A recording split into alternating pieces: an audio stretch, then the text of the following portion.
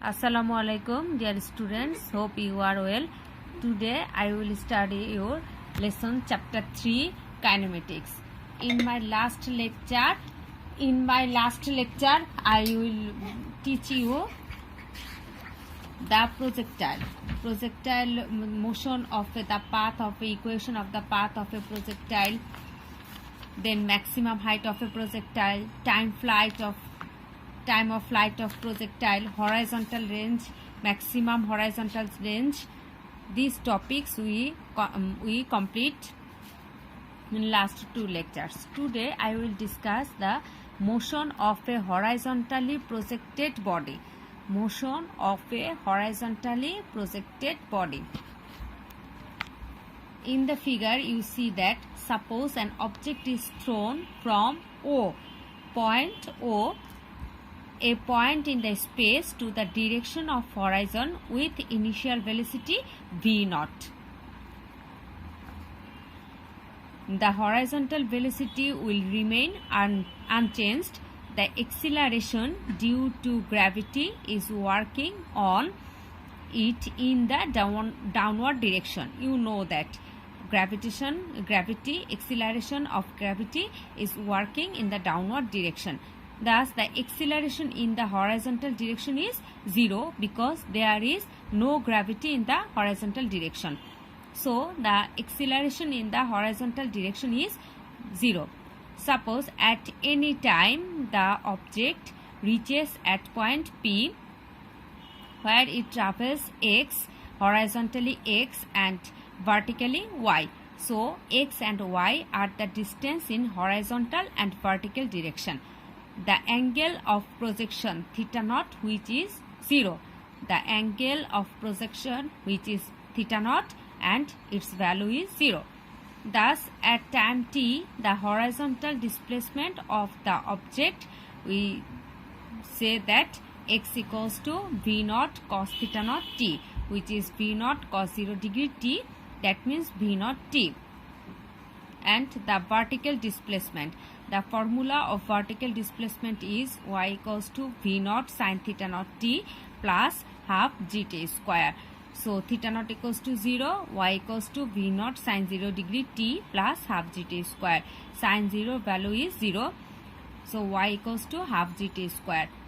From equation 1, we get t equals to x by v naught, and we put the value of t in equation 2, y equals to half gt square in this formula. Y equals to half g x by v naught whole square, gx square divided by 2 v naught. Then we get x square equals to 2 v naught divided by g into y. X square equals to 4a into y, where 4a equals to 2 v naught square divided by g. Because v naught and g both is constant, x square equals to 4ay, which is a parabolic equation. So, we can say that the path of motion of a horizontally projected body is parabolic. The path of a motion of a horizontally projected body is parabolic. In equation, we found that this is a parabolic equation. This is the motion of a horizontally projected body. If body is thrown horizontally, then the body will fall in a then the motion of the horizontally projected body is parabola, which equation is x square equals to 4ay. X square equals to 2 v naught square divided by g into y. There, which is a parabolic equation. So, the path of motion of a horizontally projected body is parabolic. The projectile motion of is also a parabolic, and horizontally projected body is also a parabolic equation. Now we see from this equation, now we see laws of falling bodies. There are 3 laws of falling bodies. Now we read laws of falling bodies. 3 equations, 3 laws of falling bodies. If an object is released in the space, it will start to fall immediately. The reason behind it, this is gravity. If we let a heavy and a light object fall from down from the same height at the same time, the heavy object will reach the ground first. But this concept is false, which was proven by Galileo. In the year 1589, Galileo proved that every object of different weight reach the ground at the same time by dropping them down from the famous inner of height of 180 feet located at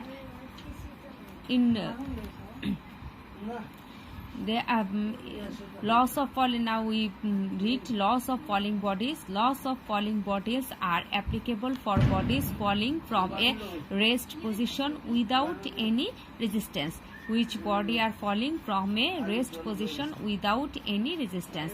The laws are: first law. First law, if there is no resistance, from a rest position and from the same height, all the falling bodies will travel same distance at the same time. First law is, if there is no resistance from a rest position and from the same height, all the falling bodies will travel same distance at the same time. Second law is, if there is no resistance, the gained velocity of a falling body from rest position at a given time will be proportional to time. If there is no resistance, the gained velocity of a falling body from rest position at a given time will be proportional to time. That means gained velocity v, time is t, then the equation is v is proportional to t. And the third law, if there is no resistance, the distance travelled by a falling body from a rest position in certain time will be proportional to the square of that time. Third law is, if there is no resistance, the distance travelled by a falling body from a rest position in certain time will be proportional to the square of that time. That means distance travelled h and time is t. So h is proportional to t square. First law, if there is no resistance from a rest position and from the same height, all the falling bodies will travel same distance at the same time. Second law, if there is no resistance, the gained velocity of a falling body from rest position at a given time will be proportional to time. That means gained velocity v is proportional to t. Third law, if there is no resistance, the distance travelled by a falling body from a rest position in certain time will be proportional to the square of the time. So h is proportional to t square. These are the three laws of falling bodies, and which is given by the scientist Galileo. And now we will read the laws of falling bodies. Falling bodies maximum height. When a body fall from a height, then what is the equation of maximum height? Maximum height. Suppose an object is thrown vertically upward with initial velocity v0 from y0 equals to 0 position, and the object reaches the maximum height capital H. An object is thrown vertically upward with initial velocity v0 from y0 equals to 0 position, and the object reaches the maximum height, which is capital H. The final velocity at the maximum height v equals to 0. We know that at the maximum height final velocity is 0, so v equals to 0. And initial velocity is v0 from y0 equals to 0 position, and v equals to 0 at the maximum height. So we get from using the equation of motion, v square equals to v0 square minus 2gh, because it is falling body, so v0 square minus 2gh. We know that v equals to 0, so v0 square equals to 2gh. Here we get h equals to v0 square divided by 2g. So from the at the falling body, maximum height equation is h equals to v naught square divided by 2g. Then time to reach the maximum height. Time to reach the maximum height of a falling body. Time to reach the maximum height of a falling body. Suppose an object is thrown vertically upward with initial velocity v0 from y0 equals to 0 position. Again, I tell you that suppose an object is thrown vertically upward with initial velocity v0 from y0 equals to 0 position, and the time required by the object to reach maximum height is t. Time required by the object to reach maximum height, which is t. At the point of maximum height, the final velocity of the object v equals to 0. At the point of maximum height, the final velocity of the object v equals to 0. So, by using the equation of motion v equals to v0 minus gt, we get v0 equals to 0, 0 equals to v0 minus gt. Here we get t equals to v0 divided by g. So, the time to reach the maximum height is proportional to the initial velocity of the object. T equals to v0 divided by g. Then time to reach ground from the maximum height. Time to reach ground from the maximum height. Maximum height is capital H. At capital H height, the velocity of the object v equals to 0. Suppose the falling time is also t. So from the equation we get h equals to v0 t plus half gt square. Here v equals to 0. So h equals to half gt square. Then we put the value of h equals to v0 square divided by 2g. v0 square by 2g equals to half gt square. Then we get t equals to v0 divided by g. From a falling body, we get maximum height h equals to v0 square divided by 2g. Time to reach the maximum height t equals to v0 by g. Time to reach ground from the maximum height t equals to v0 divided by g. Then we calculate the time of flight. It is total time of flying and falling. Previous we differentiate the time to reach the maximum height and time to reach ground from the maximum height. Now we see the total time of flying and falling, which is called time of flight, which is capital T. Capital T equals to time of flight. Capital T equals to the time of flying plus the time of falling. The time of flying is v0 divided by g, and the time of falling is v0 divided by g. So T equals to capital T equals to 2 v0 divided by g. Maximum height of a falling body is h equals to v0 square divided by 2g. Time to reach the maximum height is t equals to v0 by g. Time to reach ground from the maximum height is t equals to v0 by g. Time of flight, which is total time of flying and falling, is capital T equals to 2 v0 divided by g. We read the 4 equation of falling body. And falling body we get laws of falling bodies. There are 3 laws of falling bodies.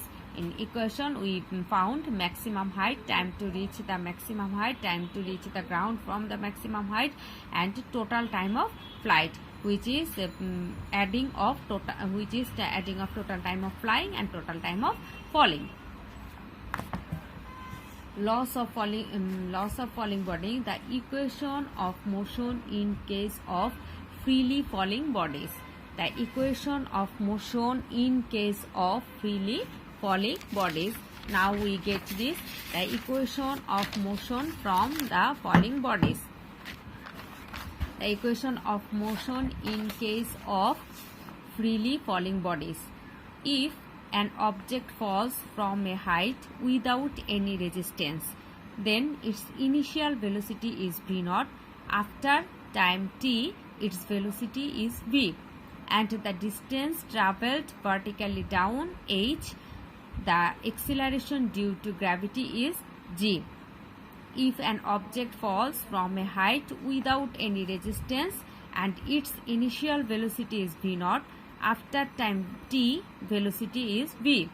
The distance traveled vertically down is h and acceleration due to gravity, which is g. Then we get the formula. Number 1, v equals to v naught plus gt. Number 2, h equals to v naught t plus half gt square. And number 3, v square equals to v naught square plus 2gh. Again, number 1, v equals to v naught plus gt, h equals to v naught t plus half gt square, and number 3 is v square equals to v naught square plus 2gh. If the object is falling from a rest position, when the object is falling from a rest position, then v naught equals to 0. So the equation becomes number 1, v equals to gt, because v naught equals to 0 and the object is falling from a rest position. Number 2 is h equals to half gt square, and number 3 is v square equals to 2gh. If the object is thrown vertically up, then the equation is v equals to v naught minus gt, number 2 h equals to v naught t minus half gt square, and number 3 v naught square minus 2gh, because the object is thrown vertically up. So if the object is freely falling bodies, then if there is no resistance, then the equation is v equals to v naught plus gt, h equals to v naught t plus half gt square, and v square equals to v naught square plus 2gh. But if the object is thrown vertically up, then the equation is v equals to v naught minus gt, h equals to v naught t minus half gt square, and v square equals to v naught square minus 2gh. We will finish the theory of this chapter in my next class. In my next class, we read uniform circular motion, which is totally new in this chapter. Uniform circular motion, then relation between linear velocity and angular velocity. You know the linear velocity, but you don't know the angular velocity, which is new to you. Then angular acceleration, which is also new. Then centripetal acceleration, value of centripetal acceleration, the last part of this chapter. Then we go to the creative question of this chapter. Projectile related creative, then horizontally falling bodies related creative, and we also do the uniform circular motion creative. Then our chapter will finish. Today we read the horizontally falling bodies. Horizontally falling bodies, projectile in my last lecture. Today horizontally projected body and the equation of horizontally projected body. Then loss of falling bodies, in case of loss of falling bodies, maximum height, time to reach the maximum height, time to reach ground from the maximum height, and time of flight. Then the equation of motion if the object is freely falling bodies and the object is thrown vertically up. There are difference plus and minus, because the acceleration of gravity is always direction is downward.